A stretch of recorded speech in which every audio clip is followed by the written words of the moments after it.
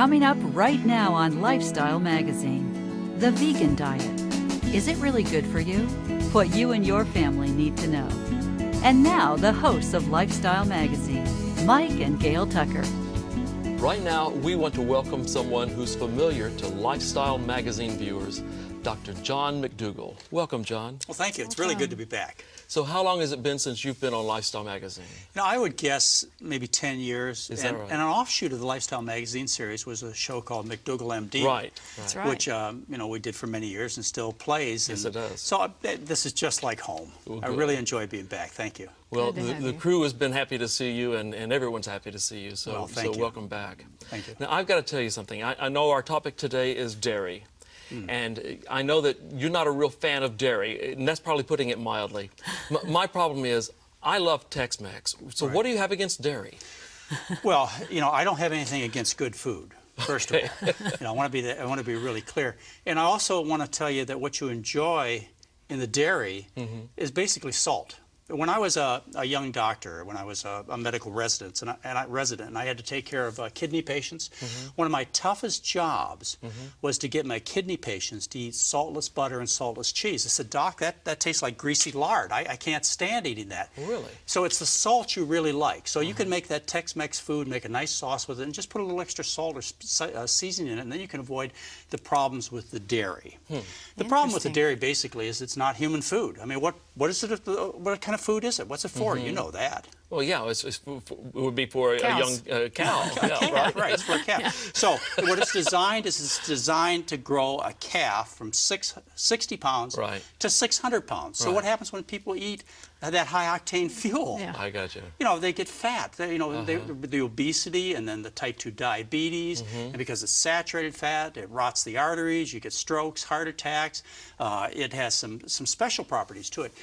Also, the protein is very allergenic. In other words, it causes food allergies. Some minor things like snotty nose and ear infections and asthma problems, but some very serious problems like rheumatoid arthritis and type 1 diabetes has been implicated in dairy consuming. And so, you know, this could be a major decision for somebody, as far as it could be a very positive one, to give up the dairy in their diet. So if you have a child that has a continual runny nose or something, it could possibly have a relation to dairy in their Likely. diet? That's the first thing I would think of. You know, if you look around your neighborhood, you see all these snotty-nosed kids that are going to the doctor every month for ear infections. That's not normal. That's not how children were designed to be. There must be something wrong we're doing. And what we're doing wrong is we're feeding them the dairy products. Let me just, I mean, I hate to get so basic, but I have to tell you one of the things that disturbs me so much. They did a study published in the New England Journal of Medicine where they took children who were severely constipated. I mean, they had a bowel movement every 3 to 15 days. That's how bad things were. And they took them off the cow's milk, and 2/3 of them were completely cured of their problem within a matter of a few days. And then what they did is a few months later, they put all these kids back on the dairy foods, and every single one of them became severely constipated. Now, if it was just for that problem alone, you'd get the dairy out of the schools. But it's much greater than that. As a matter of fact, I'd have to tell you, if you were going to really pin me down, you said, look, there's the basic 4 food groups, and everybody knows that the grain and the fruits and vegetables are good. So let's pick from the 2 that we are suspicious about. That's the meat and the dairy. And you say, I'm bargaining, Tex-Mex, you know, I don't know what else you're using in your Tex-Mex food, but I'm going to bargain. I'm going to give up one of those groups, either the meat or the dairy. Hands down. If you want improvement in your health and your family, you got to get that dairy out of the diet. So even a vegetarian who would eat the meatless Tex-Mex, this is not something that you would recommend. Not in terms of health. You would prefer that they eat a steak. Or well, a if piece we of had chicken. to get that kind of down to that kind of decision, Not that it's a good choice, as far as health, it's like choosing, you know, Yeah. gin and whiskey or Marlboros and Chesterfield. I mean, if you're getting down to those choices. But yes, if you want to improve the health of your family, and I'll tell you, not only because I describe dairy as liquid meat, because it has similar nutritional characteristics. The other problem with it, and I think it applies, Mike, I really do, is that people eat dairy guiltlessly. They think this is a block of health food. This is a block of grease is what you're eating. Well, and that's my question, because we hear all this advertising and things, you know, drink milk, you know, you've got to have this, and yogurt. Yes. So are we talking about milk, yogurt, cottage cheese, all of those things? All of them. We're talking about all of them. The dairy industry has a $200 million a year budget to promote dairy, by the way, in scientific manners. They buy scientific research, they pay for it, they design it, they make sure the results are just right, and then they take and they turn that into a PR campaign with advertisements and so on. And by the way, they've lost a big one just recently. You know that big campaign that says, drink milk, you know, the food that grows a cow from 60 pounds to 600 pounds, drink milk, you'll lose weight? Yeah. Well, they were told by the FDA to stop doing that. Oh, you really? don't have the evidence to support that. And No of course, evidence. it's completely dishonest. Yeah. You know, well, dishonest when it comes to the truth, when it comes to buying and manipulating research, which they can afford to do. Yeah, they've got their facts, but it didn't hold up, and they were told to cease. Yeah. So there are a lot of messages like that that are coming out in terms of the dairy industry that Gotcha. need to be straightened out with our listeners. What do you say to the person with anecdotal evidence? You know, for instance, my dad lived to be 93 years old. Right. Drank a big glass of milk every day. Right. I probably had a big steak and put bacon grease on his Well, he toast. wasn't too much on that, you know, but he did eat meat, but but you know, all his life hardly ever went to the doctor. Right. Worked up until 12 days before he died. A couple of things. One is life was different back then. You know, that was That's prior what I to wonder. World War II. We didn't have all the pesticides and chemicals in the environment until World War II. Your dad also, he worked hard, labored. Yeah, a big part of his diet was fruits and vegetables. In your case, I'm sure he didn't smoke or drink. Correct. But, you know, I can show you examples of people that may not have the same background you do and say, look, my dad, in fact, I heard one on the radio yesterday, guy lived to be 100 years old, and he said it was because I smoked every day and I drank every day. Hey, the body is tough. We live in an absolute miracle. The human body survives tremendous abuse. But not very many people have those kinds of long lives. And so we have to look at what happens to the great majority of people. And we live in a country where sickness is the norm. Two-thirds of the people are overweight. You know, 10% have diabetes, 1/3 have high cholesterol. There's something really wrong. It's not the human design. It's in the way we're feeding people, and one of the major problems is we're feeding people like they were baby cows, like baby calves. cows. That's Okay. wrong. Yeah. Well, there's a lot more I wish I had time to ask you. I really do. But we're going to have to move on. In just a minute, you're going to meet a lady who changed her life by converting to a non-dairy diet. Right after this short break, we'll be back.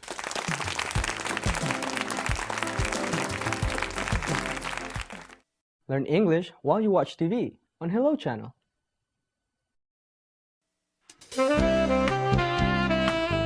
We're back with Dr. John McDougall, and joining us now is Sabrina Nelson. Welcome, Sabrina. Hi, thank you. Glad you're here. Glad to Thank be you for here. being here.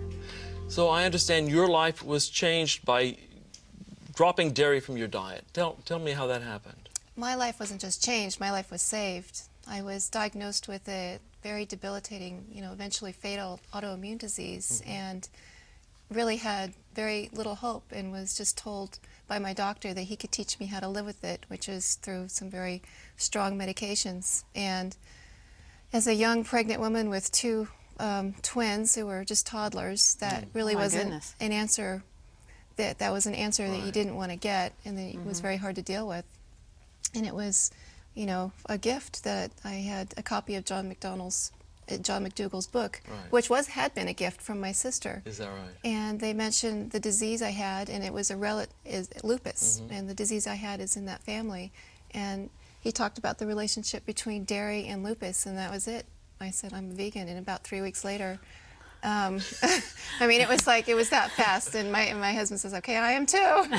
And about 3 weeks later, I had more blood tests done, and there was no sign of the disease. And after about 3 months, my doctor said I was in remission. Three weeks. 3 weeks. And already no sign of the disease. So what kind of 3 symptoms weeks. had you had? Oh, it's if you don't horrible. mind talking about that. It's a disease called relapsing polychondritis, and what happens with the disease is that your body stops recognizing cartilage, and my doctor describes it as your body being allergic to self.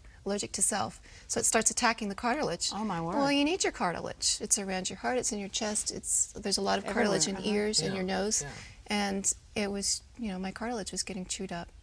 Can you imagine your ear flopped over like this? Yeah, Or the cauliflower your nose basically flush against your face. I mean, it just destroys the cartilage. Plus, very painful. Plus, very people painful. die of these autoimmune diseases. Yes. And Go blind, it fits in a category with rheumatoid arthritis and lupus and psoriatic arthritis and ankylosing spondylitis. These are called inflammatory arthritises. And the scientific evidence, even though it's not a lot, Mike, I'll tell you, because there's not a lot of research money out there to pay for good dietary research, but the research available says these inflammatory arthritises are not only prevented, but they're dramatically improved or cured with a dietary change. And there's no evidence to say otherwise. And the treatment's without any adverse effects. And you cut your food bill by 40%. Why wouldn't everybody do that? What's the downside to that? I don't get it. I just don't get it. Why not? Well, that is incredible. But this was a long time ago that this happened to you, Sabrina. Yeah, so how long has that been? This has been 12 years 12 now. years. Wow. And I do, after the internet came into being, I opened up a website, Relapsing Polychondritis, and started doing support work with other people with the disease. At the time I was diagnosed, the internet didn't exist. And in the book, it was listed as one of those diseases of unknown origin. And they knew of only 400 people in the world who had this disease. No. But I get letters every single day, many, many letters from people saying this is the only hope that we've had is your website talking, and Dr. McDougall. And Dr. McDougall is very kind, and I forward these emails to them, and he does work with them also. That's great. You know, that's a very unusual thing. You know, doctors they need to get paid for what they do. He does a lot of work, you know, just out of the kindness of his heart and just because he wants to help people. Well, he's not been too nice to me. He's taken away my Tex-Mex, but other than that, I think he's okay. Hopefully I've taken away your future heart attack and any other problems, too. You know, My husband and I joke about Dr. McDougall being the doctor to the world because he does what he does because he really cares about helping people. Right. And I'm And one of the that's true, people that's that, obvious. you know, he helped without even you being his patient. I read his book and then Right. met him afterwards, but so I'm one of the many people he helped just by having his book. Thanks, Sabrina, but I'll tell you why I do what I do. I'm the luckiest doctor in the world. And the reason is because my patients get well. They do. I mean, the other patients, when I used to practice the other way, all I had was fat, sick people carrying around full of bags full of drugs. And that's basically it. I mean, ask yourself, or any of the listeners out there, ask yourself, think about somebody who's gone to the doctor in good faith with a chronic disease. Do they look any different 2 years later, 4 years later, 6 years later? They're fat and they're sick and they just have a bag full of drugs. That's it. And you're supposed to feel good about that? I mean, that's no fun. I feel you're holding back, John. Why don't you state an opinion here? On the other hand, that's no way to run a business. You know, where do you get your customers from? If you get Unfortunately, Yeah. that's the business model there is today, but it could change. Okay. And yeah, that is. I mean, the drug companies are where the money is. But let me bargain just a little bit for my Tex-Mex, all right? Okay. How about moderation? Well, the problem with moderation is you don't know how much damage you can take without tipping over into a heart attack. Or in Sabrina's case, it just takes a little dairy protein to set up the inflammatory reaction. The other problem is, Mike, is I'm not a moderate person. I do everything with enthusiasm. When I smoked, it was 2 packs a day. When I drank, it was plenty of alcohol. You know, when I ate rich food, it was a pizza, not a slice. So I'm not the kind of person who can moderate things. I live with enthusiasm, as you might be able to tell. And so I need to get not a real shock. I need to get enthusiastic about good things, like good diet and exercise and clean air. And you might be a little like me or a lot like me, but I know a lot of the listeners out there, they're the same way. Moderation, they can't eat just a little bit or smoke just a little bit or drink just a little bit. It's, you know, you either do it or you don't do it. And if you want to succeed in life, don't try and beat that basic personality you have with it. Live with it and figure out that you're going to do things with enthusiasm and just get good things all around you. And it'll work. It's worked for me. I think the basic American mindset is that way. We don't do things a little bit. You know, we do it a lot. For most people, and there are some moderate people, and of course they sit back and they say, well, I don't understand why you can't just have a few bites of that or just take a sip of wine. See, she can do that. I know a few people. I'm not very good at that. Well, but you do it I far know a better few than I people do. who can. That they'll take a bite of dessert and they're done. You know, well, that's not me. And, yeah, I'm not. I very can't good buy at that ice either. cream and leave it in the freezer, especially now that the kids are gone. You know, we're empty nesters. And so if there's ice cream there, I'm going to have a bowl every night until it's gone. You then could I'll buy quit. a natural fruit sorbet. Yeah. You know, I mean, there are other, So you can still enjoy learn it. to like it. It would be your favorite very quickly. And as I say, you can make those Tex-Mex dishes out of beans and enchilada sauce and plenty of vegetables. And quickly it becomes your favorite. And you look back at the old greasy stuff. It's hard to get them to do that, though, at the restaurants, you know? Well, you know what? Not really. There's other places to eat. You know, Are you saying I need to cook at home? well, You're whatever. killing me, John. You're killing me. Well, he could cook. Yeah, I like that. Let's go with that. Somebody's. That's what a I've basic. eaten my cooking. It's not anything to write home about. That's what's one of the basic truths is somebody's got to cook for you. Yeah. You can make it a fast food restaurant. You can make it out of packages, or you can do it yourself. Or I'll tell you what I tell a lot of my patients to do. Because many of the people that I know have some means. They hire somebody to cut their lawn, to clean their house. Hire somebody to cook the food for you. Yeah. I mean, that's your life. That's true. Good That's point. true. Good Well, point. we've got more with Dr. John McDougall and Sabrina Nelson in just a minute.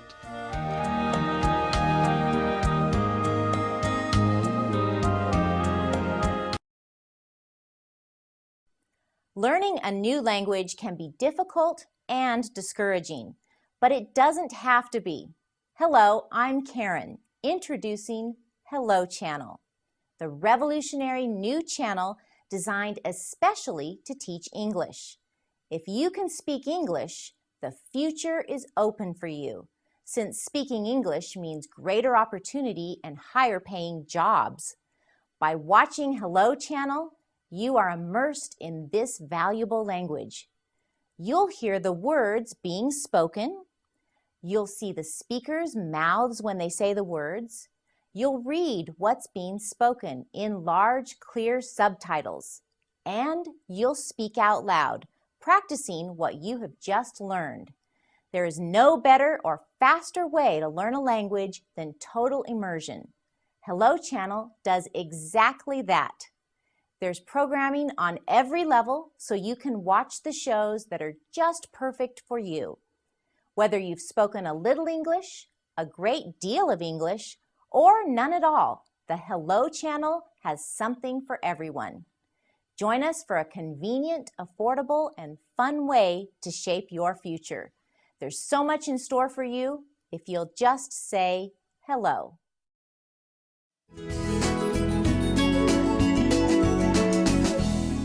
Welcome back. We're talking dairy with Dr. John McDougall and Sabrina Nelson. Well, Sabrina, you've told us how your life changed dramatically. When you were diagnosed with a disease, you decided that taking dairy out of your diet would be the thing to do.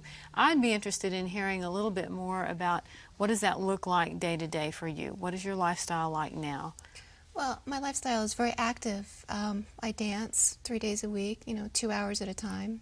Wow. And I run every day, and I do yoga. And so 7 days a week I have some kind of physical activity. And I feel like the not having dairy in my diet makes it possible for me to do that. I feel like I see other people who are kind of slowing down or not feeling well, and it's like every day feels better for me. So besides just getting past this disease, it actually just gives you more energy, gives you a better lifestyle, you don't feel weighted down by something that's very heavy and full of fat and greasy and salty, and I have low blood pressure and low cholesterol, and you're attacking Tex-Mex too, aren't you? I can tell right now you're doing it. Rice and beans and vegetables. There you go. This is personal, Mike. Yes, I'm taking this very personally. And salsa. That's true. That's true. I do salsa. Well, that's good. That's good stuff. John, some people ask me about a vegetarian lifestyle. They say, how do you get enough protein? Yeah. With a non-dairy, non-meat diet, how would you get enough protein? Same way an elephant or hippopotamus or giraffe does. I mean, there's so much misinformation out there, and this is what people have to start to overcome. Unfortunately, many of our research institutes and dietitians and scientists and medical doctors still propagate these lies, even though the scientific research itself is absolutely clear. I mean, think about it. Plants have structures and they have enzymes in them made of proteins, and they're matter too that is made of protein, and they have all the essential amino acids, and when you eat these plants you get what you need. I mean, I've eaten what you call a vegetarian diet for 35 years. And, I'm sitting here alive and well. You windsurf, you do all sorts of other things. It is one of those misunderstandings. I think that does block some people from making the necessary dietary change, just like they think that they need to consume calcium or dairy products to get calcium. I mean, again, think about those big giraffes and those big cows and so on. They don't drink milk. Right. I mean, what a dirty trick for our Creator to play on us to get a necessary nutrient, calcium. We have to risk our life with heart disease and cancer and so on. I mean, what a rotten system. That doesn't make any sense at all. We have to capture those cows, too. Yeah, that's right. That's true. But I feel like, hey, I'm in my 40s, and I'm doing things that I wasn't able to do in my 20s, and I do credit that to living the non-dairy. I think of it as kind of a clean lifestyle, a sober lifestyle. That's an exciting thought. That when you say you're doing things in your 40s that you couldn't do in your 20s. That I have more energy for because of the type of food that I eat now. And of course, raising children, you've not seen any problems with your children's health, have you? Their pediatrician told him that if all his patients were as healthy as my kids, he'd go out of business. So no, we don't have you know, the ear infections and the weight problems that is so endemic now in our society. My kids don't suffer with that. They're of normal size, they're active. My daughters are 5'3" and I'm 5'5", so I think that they're going to be taller So than I am. okay, yeah. And they're, what, Okay. 13, is that right? They're 13. They'll be 13. 14, yeah, 13 and a half. Oh, that's great. Well, obviously it hasn't hurt your family, has it? No, quite the contrary. It's been really good for my family Absolutely. because the That's good. kids are really healthy and happy, and they like having the energy to take part in all the activities That's they great. enjoy. That's great. Well, right after this break, you're going to see proof that a non-dairy diet works for kids. Stay with us.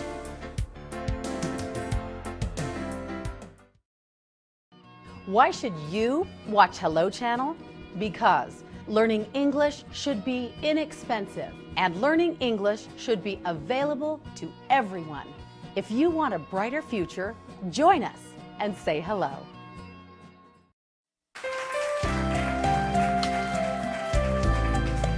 Sabrina has brought along her beautiful twin daughters. We're going to welcome them to our program right now. Come on out, girls.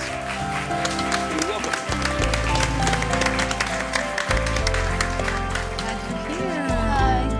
Glad to meet you. Now, and your name? I'm Nina Nelson. Nina? Randa. Randa. Nina and Randa. Please have a seat. Nina and Randa. Now, you ladies are 13, is that right? And a half. And a half. I apologize. And I notice you look quite a bit alike, and you are Twins. You are twins. Is that great being twins? Well, that's great. Let me ask you something else. Now, you eat differently than a lot of your classmates, I will wager. Do they ever give you a hard time about that? Mm-mm. Well, there was this one time where it's like, you haven't eaten steak, you're missing out. I'm like, no, I'm not. So, not a big deal to you. Well, it's like we haven't tried it before, so Yeah. it's like we don't know what we're missing out on. And it's Yeah. disgusting to eat a cow. Okay. Why would you want to eat an Why animal? would you want to that eat was- an animal? Yeah. That's right. So, do you miss things like ice cream or anything of that nature? No. You don't care for it? You don't. Why would I want to be fat? Well, that's another good question. That's Yeah. an excellent question. It's a good question. So tell us, what are some of your favorites? What do you enjoy eating? Well, I like eating salad with garbanzo beans and potatoes. I'm with you. I like that too. How about you? I like eating salad and then I put like potato on it because that's good. Okay. That's what we eat for lunch. Yeah. For lunch, what do you do for dessert? Well, we don't really eat dessert Yeah. at lunch, but if we were getting like a treat in dinner, we could either have some soy dream or we could have like some sorbet or like some it's also fruit really with, good. like some sugar on Yeah. it would also be Yeah. good Fruit too. with agave nectar. Is that right? Strawberries. With agave nectar. Strawberries. You like the Yes. strawberries? That's good. stuff. So do you eat like cereal? Yeah. Yeah. What do you put on your cereal? I put on soy milk. I think we get it from Whole Foods and stuff. We get a lot of stuff from Whole Foods, and I like it. Me I really too. do like it. I like it too. What kind of Don't- cereal do you eat? I forget what it's called, but it's kind of like little flakes and it tastes really good though. Good Well, There we go, lady- kashi. Oh yeah, kashi.